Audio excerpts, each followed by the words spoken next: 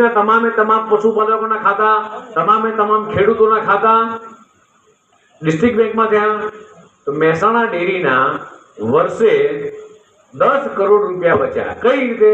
કે જે પ્રાઇવેટ બેંકની અંદર જે ખાતા હતા, પ્રાઇવેટ બેંક જે કમિશન લેતી હતી, એ કમિશન સીધું ડિસ્ટ્રિક્ટ બેંકને મળ્યું. એટલે પ્રાઇવેટ ડિસ્ટ્રિક્ટ બેંક કોની છે? તો ડિસ્ટ્રિક્ટ બેંક મારી બેઠક સામે સભાસદોની ડિસ્ટ્રિક્ટ બેંક છે. અને ડિસ્ટ્રિક્ટ બેંકના બીજા 5 કરોડ નફો વધારે થયો. કેમ? કે જે પ્રાઇવેટ બેંકો સાથે ટ્રાન્ઝેક્શન હતા બધા બંધ થઈ ગયા. એટલે તમે પરિકલ્પના કરો મિત્રો કે તમારા જિલ્લાની બેંક, ડેરી, તમારી પેક્સ એ મજબૂત થાય, ગામના લોકોને રોજગાર. તમારા ગામની અંદર એક જન ઔષધિ કેન્દ્ર ખુલ્યું. એક જન ઔષધિ કેન્દ્ર ખુલે એટલે શું થાય કે પ્રાઇવેટ મેડિકલ સ્ટોરમાં તમે જાઓ દવા લેવા માટે, તો એ દવા 50 કે 60% મોંઘી હોય. તમારા ગામની અંદર જે દવા મળે છે 60% સસ્તા ભાવની દવા છે. તમારા ગામનો એક વિદ્યાર્થી જે ફાર્માસિસ્ટ થયેલો છે, આપણા જિલ્લાનો વ્યક્તિ, એને રોજગારીની તક મળશે.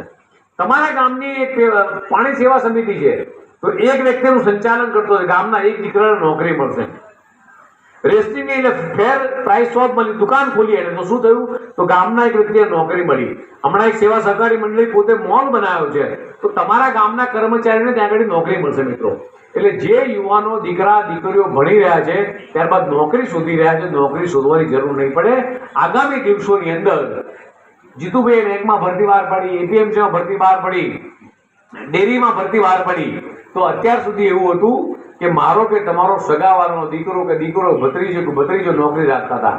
હવે પછી એવું નહીં થાય. અમિતભાઈ શાહ સાહેબે જે ત્રિભુવન યુનિવર્સિટીનું જે ખાતમુહૂર્ત જે આણંદ ખાતે કર્યું છે, એના કોર્સ પણ ચાલુ થઈ ગયા છે.